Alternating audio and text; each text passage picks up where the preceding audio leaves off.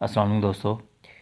पहले जैसे होता था filer, non filer, active filer वगैरह इस टाइप का था। अब ये सब कैटेगरीज हुकूमत ने ख़त्म कर दी हैं एफबीआर ने।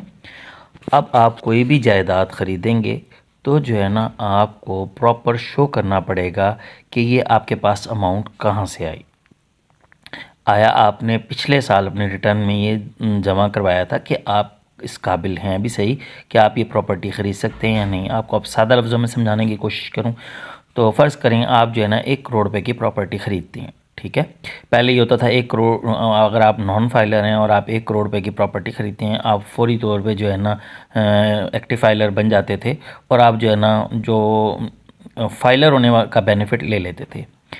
तो जो है ना बहुत होता रहा, काफ़ी लोग करते रहे हैं, केसेस जो है ना ऐसे चलते रहे कि जी आप मतलब वो जो आपको 6% देना पड़ता था टैक्स, वो आप जो है ना 3% दे के कोई चीज़ भी जो है ना या परचेज़ कर लेते थे या ख़रीद लेते थे।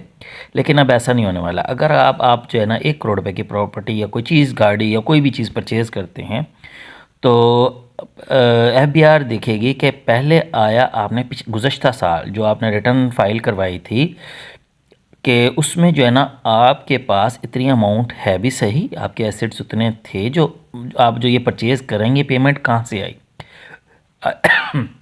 Excuse me. अगर वो थी भी सही तो वाइट मनी के एवज पे तो आप परचेज़ कर सकते हैं, अदरवाइज़ आप कोई भी चीज़ परचेज़ नहीं कर सकेंगे जो कि आपने अपने रिटर्न में फ़ाइल नहीं की होती पिछले साल। क्योंकि अगर आप फौरी तौर पे जो है ना एक फ़ाइल करते हैं तो आपको जो है ना डेटा तो देना पड़ता है कि ये अमाउंट कहाँ से आई। अक्सर लोग ये गलती करते हैं, कॉमन सा करते हैं कि जी वो मतलब उनके पिछले साल तो उन्होंने फ़र्ज़ करो रिटर्न में किया भी है तो उनके पास एसेट थे 10 लाख रुपए के, 2 प्लाट थे, ठीक हो गया। अब जो है ना वो जो परचेज़ कर रहे हैं वो 10 लाख भी वैसे के वैसे ही हैं, 2 लाख 2 प्लाट भी हैं, लेकिन जो है ना वो परचेज़ कर रहे हैं प्रॉपर्टी 1 करोड़ रुपए की। तो क्योंकि पिछले साल तो वो 1 करोड़ उनकी फ़ाइल में एंटर नहीं होगा कि वह 1 करोड़ रुपये कहाँ से आया। तो आपको अब ये प्रूव करना पड़ेगा कि ये आपके पास 1 करोड़ रुपये कहाँ से आया।